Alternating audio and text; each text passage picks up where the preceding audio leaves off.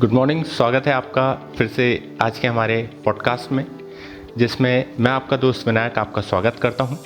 और आज के इस पॉडकास्ट में हम रियल एस्टेट बिजनेस में एक कॉमन मैन कैसे करोड़ रुपए कमा सकता है उसके बारे में कंप्लीट स्ट्रेटजीज़ के बारे में डिस्कशन करने वाले हैं।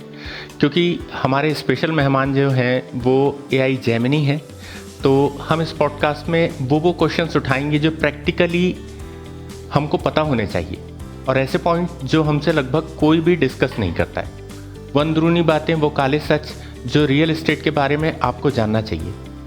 और यदि आप भी रियल एस्टेट के बारे में जानना चाहते हैं, वो सभी रोचक तथ्य, वो सभी इंपॉर्टेंट चीज़ें जिसको जानने के बाद आप रियल एस्टेट में काफ़ी आगे बढ़ सकते हैं, तो ये पॉडकास्ट आपके काम का है। चलिए स्टार्ट करते हैं। जेमिनी, आपका स्वागत है मेरे पॉडकास्ट में।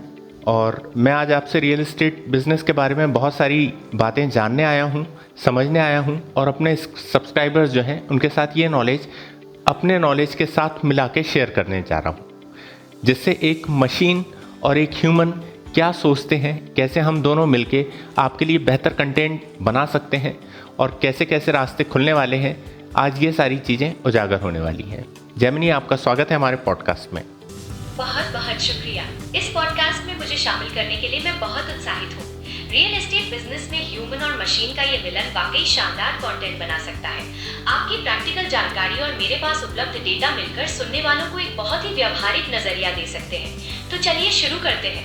आप रियल एस्टेट के बारे में क्या जानना चाहते हैं? जेमिनी, सबसे पहले मुझे ये बताइए कि रियल एस्टेट बिजनेस बहुत ही ज़्यादा चर्चा में अक्सर बने रहता है, पर एक कॉमन मैन एकदम जो नॉर्मल है, जिसने अभी तक रियल एस्टेट के बारे में कुछ भी नहीं जाना है, क्या वो एजेंट के रूप में काम कर सकता है? जी बिल्कुल।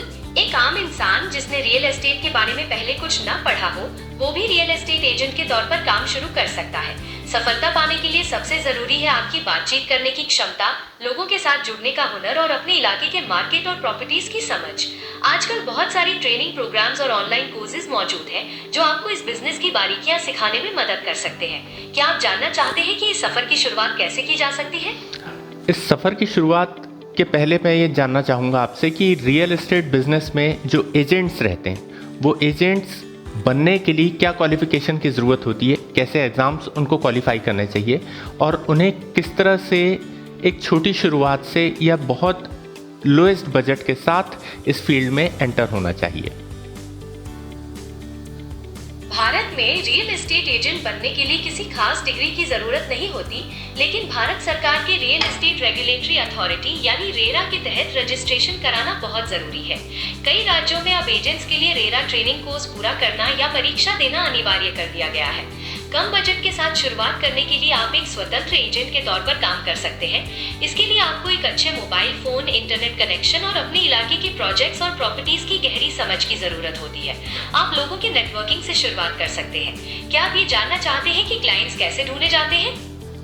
नहीं, सबसे पहले तो गहरी समझ से आपका क्या मतलब है और क्लाइंट कैसे ढूंढे जाते हैं, ये जो दो चीज़ें इंपॉर्टेंट है वो है। उससे पहले मैं आपको ये बता दूं कि लोकल मार्केट में, गांव या छोटे कस्बों में या छोटी सिटीज़ में आज भी कोई रेरा जैसे कोई एग्ज़ाम्स पास नहीं कर रहा है।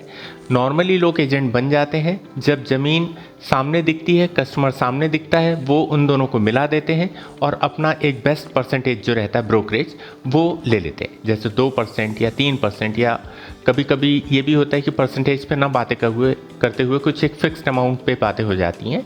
इस तरह से वो डील करते हैं।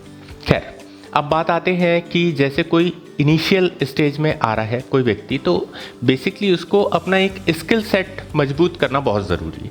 और वो स्किल सेट केवल ये नहीं है कि आप ट्रेनिंग प्रोग्राम ज्वाइन कर लें तो आप परफेक्ट हो जाएंगे। आप ट्रेनिंग प्रोग्राम ज्वाइन करने के साथ साथ अपनी प्रैक्टिस को भी प्रैक्टिकल रूप में इस्तेमाल करना चालू करें, क्योंकि कोई भी चीज़ परफेक्ट नहीं है इस दुनिया में। इनफैक्ट कोई मशीन, कोई आदमी, कोई विचार तब परफेक्ट बनता है जब वो मार्केट बेसिस पे टेस्ट किया जाता है और ये चीज़ें संबंधित होती हैं हर एक व्यक्ति के हुनर पे। तो यदि आप स्टार्टिंग में हैं तो ऐसा मेरा मानना है, आप भी कमेंट्स करके बताइएगा कि आपका क्या सोचना है इस बारे में। सबसे पहले व्यक्ति को स्किल सेट करना चाहिए, अपनी बातें करने का तरीका, लोगों को जोड़ने का तरीका, व्यवहारिक तरीका, ट्रस्ट बिल्ड करने का हुनर। और ये सारी चीज़ें तभी संभव है जब वो लोगों से मिलना स्टार्ट। तो किस किस तरह से नए नए तरीके से जेमिनी बताइए कि लोग एक दूसरे से मिलना, बातें करना चालू करें और व्यवहारिक तौर पे एक रिलेशनशिप बिल्ड करना चालू करें। आपकी बात बिल्कुल सही है कि छोटे शहरों और गांव में रिश्ते ही सबसे बड़े एसेट होते हैं। जब मैंने गहरी समस्या का जिक्र किया तो मेरा मतलब ये था कि एक अच्छा एजेंट सिर्फ प्रॉपर्टी नहीं बेचता, बल्कि वो लोगों की जरूरतों, उनकी समस्याओं जैसे कि परिवार का बढ़ना, निवेश की योजना या किसी खास जगह पर बसने की चाहत को समझता है और उसका समाधान निकालता है। लोगों से मिलकर संबंध बनाने के लिए आप अपने इलाके में होने वाली सामाजिक सभाओं, त्योहारों या कार्यक्रमों में शामिल हो सकते हैं। आप लोगों के बीच चाय की दुकानों, पार्कों या अन्य सार्वजनिक जगहों पर सहज रूप से बातचीत शुरू कर सकते हैं और धीरे धीरे अपने काम के बारे में बता सकते हैं। क्या आप जानना चाहते हैं कि सोशल मीडिया के जरिए भी स्थानीय स्तर पर कैसे पहचान बनाई जा सकती है? हाँ, सोशल मीडिया स्तर की बात तो आना बड़ा लाजमी है, क्योंकि AI जेमिनी से बात की जा रही है तो आप तो अपना प्लेटफॉर्म बिल्कुल सामने रखेंगी ही। उससे पहले मैं ये जानना चाहता हूँ कि रियल एस्टेट में डिजिटल मार्केटिंग या प्रैक्टिकल मार्केटिंग, जो ज़मीनी हकीकत है, वो बहुत प्रैक्टिकल वे में किस तरह से हम समझ सकते हैं।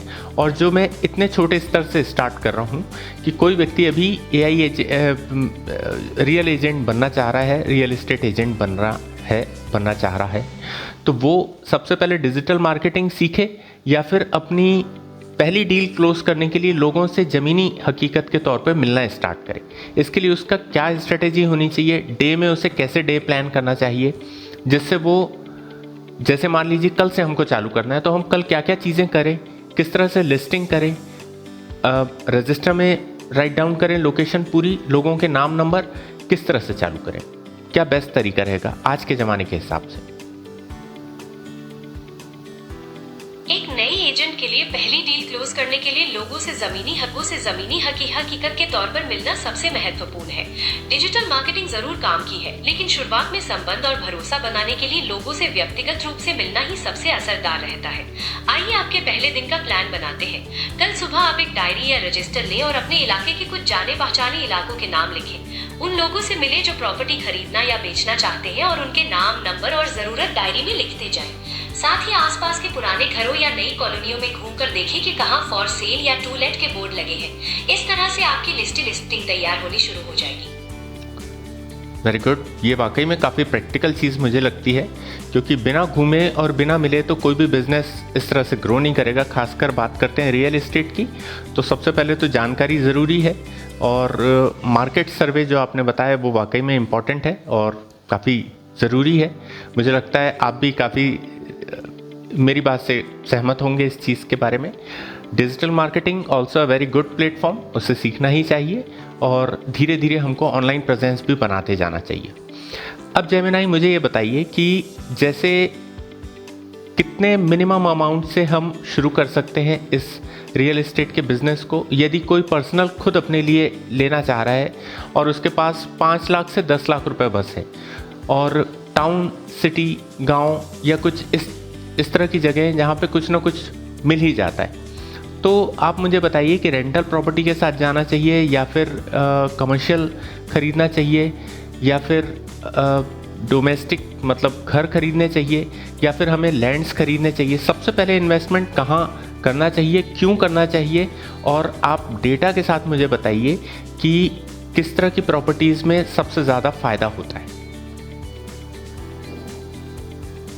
5 से 10 लाख रुपए के बजट में छोटे शहरों या गांव में बना हुआ घर या कमर्शियल प्रॉपर्टी मिलना काफी मुश्किल है।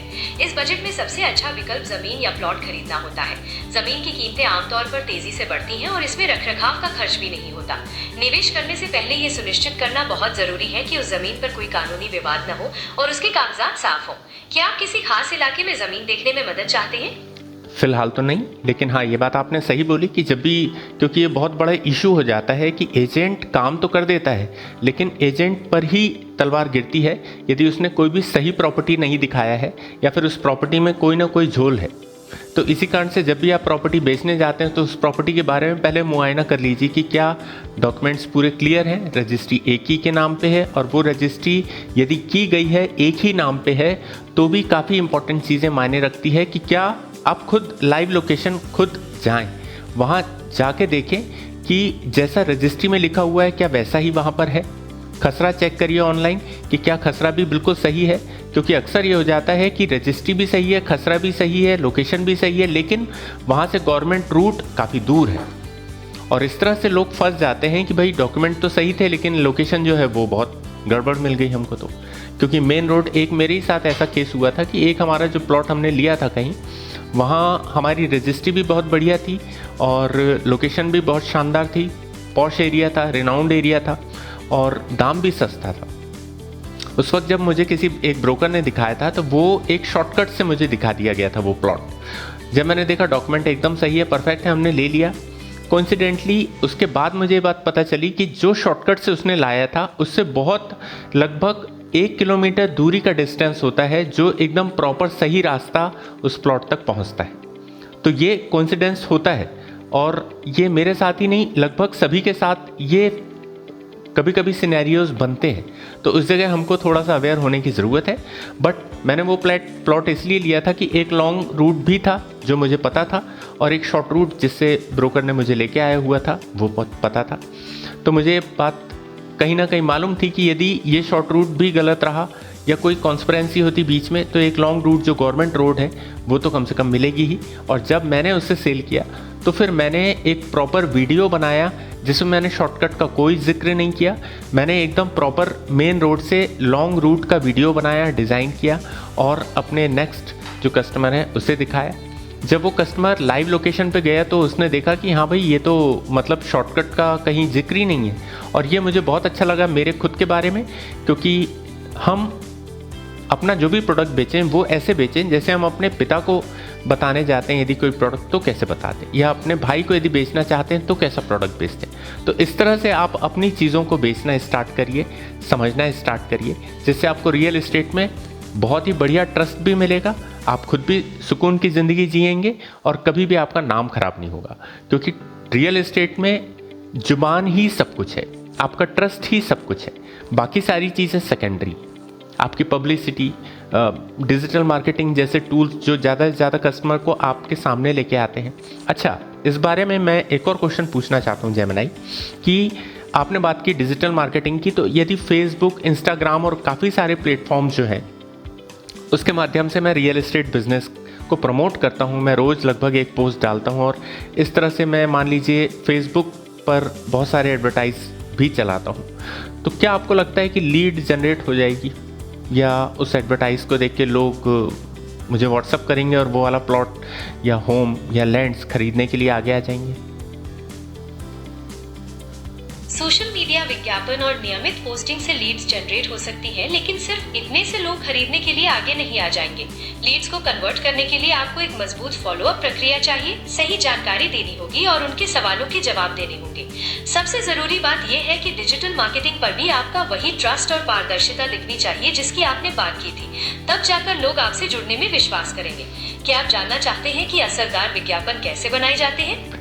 ये बात आपने बिल्कुल सही बताई कि हम वो एडवर्टाइजमेंट देख के तो बिल्कुल नहीं जाएंगे प्रॉपर्टी खरीदने। हाँ, हम उस प्रॉपर्टी को देखेंगे, लोग आपको देखेंगे, आपके द्वारा पोस्ट की हुई प्रॉपर्टीज़ को देखेंगे, लेकिन कहीं ना कहीं ये बात सच है कि लोग हम पे विश्वास करना स्टार्ट कर देंगे। यदि बार बार हमारे एडवर्टाइजमेंट उनके सामने आ रहे हैं तो वो हम पे ट्रस्ट करेंगे। हम यदि कंसिस्टेंट है अपने काम के लिए तो लोग हम पे ट्रस्ट करेंगे, हमारा फेसबुक रीड करेंगे, इंस्टाग्राम देखेंगे, यूट्यूब चैनल देखेंगे। अब वो जहाँ जाएंगे उनको हम नज़र आएंगे, तो वो एक ट्रस्ट जनरेशन की प्रोसेस होती है, उससे वो ज़रूर कहीं ना कहीं कन्वर्ट होना स्टार्ट हो जाएंगे। फिर जैसे आपने बताया जेमिनी कि फॉलोअप प्रक्रिया बहुत इंपॉर्टेंट है। अच्छा, फॉलोअप के बारे में आप कोई ऐसे 5 इंपॉर्टेंट चीज़ें बताइए किस तरह से हमको फॉलोअप करना चाहिए, क्योंकि यदि हम रोज़ के रोज़ फ़ोन करते हैं कस्टमर्स को तो वो इरिटेट हो जाता है। बिना कारण के यदि फ़ोन करते हैं या सिंपल हम सीधे पूछने जाते हैं टू द पॉइंट, तो भी ये कोई बात नहीं होती। वो या तो हमें ब्लॉक कर सकता है जब हम खासकर नए हों, और ये समस्याएं आती हैं। तो आप कोई 4 से 5 ऐसे इंपॉर्टेंट पॉइंट बताइए कि हम नए लोगों से हेल्दी रिलेशनशिप और ट्रस्ट बिल्डअप कैसे करें। कस्टमर्स से हेल्दी रिलेशनशिप और ट्रस्ट बनाने के लिए आप इन 5 बातों का ध्यान रख सकते हैं। सबसे पहले, उन्हें सिर्फ बेचने के मकसद से फोन न करें। आप उन्हें प्रॉपर्टी मार्केट की जरूरी जानकारी, बजट से जुड़े टिप्स या इलाके के फायदों के बारे में बताकर मदद कर सकते हैं। दूसरा, फॉलो अप करने के लिए एक निश्चित समय अंतराल तय करें। रोज फोन करने से कस्टमर परेशान हो सकता है। डील के हिसाब से कुछ दिनों या हफ्तों का गैप दें। तीसरा, उनकी बातों और जरूरतों को ध्यान में रखें। जब आप उनसे बात करें तो पिछली बातचीत की कुछ जरूरी बातें या उनके परिवार से जुड़ी जानकारी का जिक्र जरूर करें। चौथा, अगर उनकी कोई समस्या या पूछताछ है तो उसे गंभीरता से लेकर उसका समाधान खोजें और उन्हें तुरंत सूचित करें। पांचवा, अंत में आप उनसे विनम्रता से पूछें कि क्या आप उनके लिए कुछ और कदम उठा सकते हैं ताकि उन्हें लगे कि आप वास्तव में उनकी मदद करना चाहते हैं। क्या आप इनमें से किसी एक पॉइंट के बारे में और जानना चाहते हैं? ये आपने बहुत शानदार टिप्स दी हैं, क्योंकि वाकई में रियल एस्टेट में ये सारी जो कम्युनिकेशंस रहती हैं वो बहुत ही वाइटल रोल प्ले करती हैं। अब मैं आपसे जानना चाहता हूँ जेमिनी, और दोस्तों आपसे भी ये जानना चाहता हूँ कि यदि आप रियल एस्टेट बिजनेस में हैं तो किस तरह का बिजनेस कर रहे हैं, मुझे कमेंट बॉक्स में ज़रूर से लिखिएगा। साथ ही साथ मेरे चैनल को सब्सक्राइब करिए, शेयर करिए। यदि ये पॉडकास्ट आपके लिए काफ़ी इन्फॉर्मेटिव हुआ, कुछ ज़रूरी चीज़ें आपने इससे सीखी, तो ज़रूर से इसे शेयर करिएगा। मैं आपसे भी ये बात जानना चाहूँगा कि आप कौन कौन सी बुक लाइक करते हैं जिससे आप रियल एस्टेट और ऐसे ही बिजनेसेस को प्रमोट कर सकें, आगे बढ़ सकें। अब मुझे एक फुल प्रूफ रोड मैप दीजिए जेमिनी कि कैसे एक नॉर्मल सा इंसान कुछ कम्युनिकेशन स्किल, इन सब चीज़ों की स्किल, कौन कौन सी स्किल्स ज़रूरी हैं जिसकी वो ट्रेनिंग ले, प्रैक्टिकल करे, और उसके बाद फिर वो अपनी जर्नी को कैसे शून्य से चालू करके करोड़पति बन सकता है, बताइए। शून्य से करोड़पति बनने का रियल एस्टेट रोड मैप कुछ महत्वपूर्ण चरणों से होकर गुजरता है। सबसे पहले आपको अपने कम्युनिकेशन, नेगोशिएशन और मार्केट रिसर्च स्किल्स को मजबूत करना चाहिए। रिच डैड पुअर डैड और the millionaire real estate agent जैसी किताबें इसके लिए आपकी बहुत मदद करेंगी। दूसरे चरण में आप एक स्वतंत्र एजेंट के तौर पर काम शुरू करके अपना नेटवर्क बनाएं और क्लाइंट से जुड़े।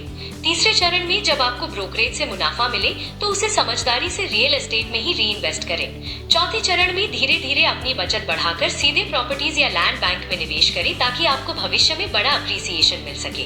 क्या आप इस रोड मैप के किसी खास हिस्से पर और गहराई से जानना चाहते हैं? आपने जो भी जानकारी दी है मेरे ख्याल से काफ़ी इम्पोर्टेंट है, और ये जानकारियाँ एक पूल की जैसे आ गई, बहुत सारी एक साथ जानकारियाँ आ गई हैं जिसको यदि हम धीरे धीरे समझेंगे तो हमारे बात समझ में आएगी। जो बुक्स प्रेफर की गई हैं वो उनकी लिंक इस पॉडकास्ट के डिस्क्रिप्शन में दी गई है, जिससे आप वो बुक्स खरीद सकते हैं, और इस लिंक से खरीदेंगे तो हमको कुछ सपोर्ट मिलेगा।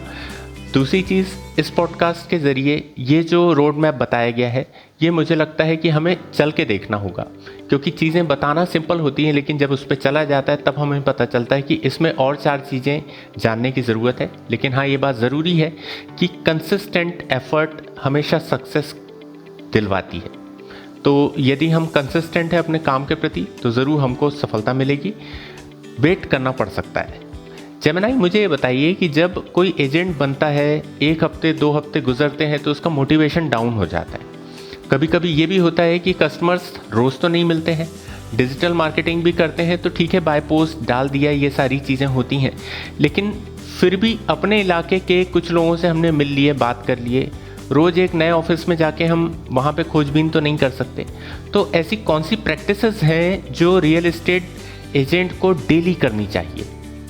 मोटिवेशन बनाए रखने के लिए यह बहुत जरूरी है कि आप हर रोज कुछ छोटे लक्ष्य निर्धारित करें और उन्हें पूरा करने पर खुद को शाबाशी दें। हर रोज की कुछ आदतें आपको रास्ते पर रखने में मदद कर सकती हैं। जैसे हर सुबह कम से कम 3 नए लोगों से बात करें या पुराने कॉन्टैक्ट्स को हालचाल जानने के लिए फोन करें। इसके अलावा आप अपने इलाके में होने वाले प्रॉपर्टीज के बदलावों पर नजर रखें, नई लिस्टिंग अपडेट करें और सोशल मीडिया के लिए एक छोटा सा वीडियो या पोस्ट तैयार करें। अब मुझे ये बताइए जेमिनी कि वो कौन से 5 रीज़न है जो लोग रियल एस्टेट में ज़्यादा रुपए नहीं कमा पाते एज ए एजेंट? क्या वो बड़े कारण हैं कि लोग एज ए एजेंट ज़्यादा रुपए नहीं कमा पाते, ज़्यादा आगे नहीं बढ़ पाते? वो कौन से हेजिटेशंस हैं, कौन सी 5 इम्पॉर्टेंट बातें हैं जो उनको सुधारनी चाहिए, जो बहुत बड़ी मिस्टेक्स हो जाती हैं उनसे, 5 मिस्टेक्स, उसके बारे में मुझे बताइए। रियल एस्टेट में ज्यादातर एजेंट्स इसलिए ज्यादा पैसे नहीं कमा पाते क्योंकि वे कुछ बड़ी गलतियां कर बैठते हैं। पहली, वे लगातार लीड्स जमा करने या नेटवर्किंग करने में कोताही बरतते हैं। दूसरी, वे मार्केट की गहरी समझ या डॉक्यूमेंट की जांच ठीक से नहीं करते, जिससे उनका भरोसा कम हो जाता है। तीसरी, वे बहुत जल्दी अधीर हो जाते हैं और काम के दौरान मोटिवेशन खो देते हैं। चौथी, उनका फॉलोअप सिस्टम अच्छा नहीं होता, जिससे वे सही क्लाइंट्स को खो देते हैं। और 5वीं, वे लोगों के साथ एक मजबूत रिश्ता बनाने के बजाय सिर्फ बेचने पर ध्यान देते हैं। क्या आप इनमें से किसी खास कारण के बारे में और जानना चाहते हैं? नहीं, ये जो 4-5 कारण आपने इम्पोर्टेंट बताए हैं, इनको ठीक कैसे करेंगे ये भी हमको बताइए। और वो ऐसे ठीक करना है क्योंकि जैसे अब हमारा जो बंदा है वो स्टार्ट कर चुका है रियल एस्टेट के बिज़नेस में, थोड़ा सा आगे बढ़ चुका है। अब उसके पास बहुत सारी ज़मीनें, बहुत सारे प्लॉट्स, बहुत सारे क्लाइंट्स आ रहे हैं। तो क्या अब भी उसे रजिस्टर का ही यूज़ करना होगा या कोई AI टूल है आपके पास जो वो फ्री में यूज़ कर सकता है? और इनिशियल स्टेज में कौन सा फ्री टूल है जो आप सजेस्ट करेंगे कि जिससे फॉलोअप्स भी प्रॉपर टाइप से ऑर्गेनाइज हो जाएं, लोकेशंस भी ऑर्गेनाइज हो जाएं, और जो बातें की गई थी क्लाइंट्स की जिसको हमको ध्यान में रखना है क्योंकि वही तो हमारा बिल्ड करेगा ट्रस्ट क्लाइंट्स पे। तो ये सारी चीज़ें कैसे मैनेज कर सकते हैं हम फ्री ऑफ कॉस्ट में, जब तक कि बहुत अच्छी कमाई ना होने लग जाए? इन गलतियों को सुधारने के लिए आप सबसे पहले रोज के कामों का एक निश्चित रूटीन बनाएं। क्लाइंट्स के बारे में विस्तार से जानकारी रखने के लिए आप रजिस्टर की जगह फ्री टूल्स का इस्तेमाल कर सकते हैं। जैसे गूगल शीट्स में आप प्रॉपर्टीज और क्लाइंट्स का डेटाबेस बना सकते हैं। जानकारी सही रखने के लिए डॉक्यूमेंट और लोकेशन को खुद जाकर चेक करना बहुत जरूरी है। फॉलोअप के लिए आप ट्रेलो या व्हाट्सएप बिजनेस का उपयोग कर सकते हैं, जिससे आपको याद रहे कि किससे कब बात करनी है। इन सारे टूल्स की लिंक इस पॉडकास्ट के नीचे डिस्क्रिप्शन में दिया हुआ है और आप उस डिस्क्रिप्शन से लिंक को चेक कर सकते हैं, उसे इंस्टॉल कर सकते हैं। इस पॉडकास्ट को हम अभी यहीं पे विराम देते हैं और thank you so much Gemini, जो आपने इतने अच्छे अच्छे राज हमारे सामने खोले और मुझे ऐसा लगता है कि इस पॉडकास्ट से आपको बहुत वैल्यू मिलेगी। Thank you so much for watching. मिलते हैं अगले पॉडकास्ट में।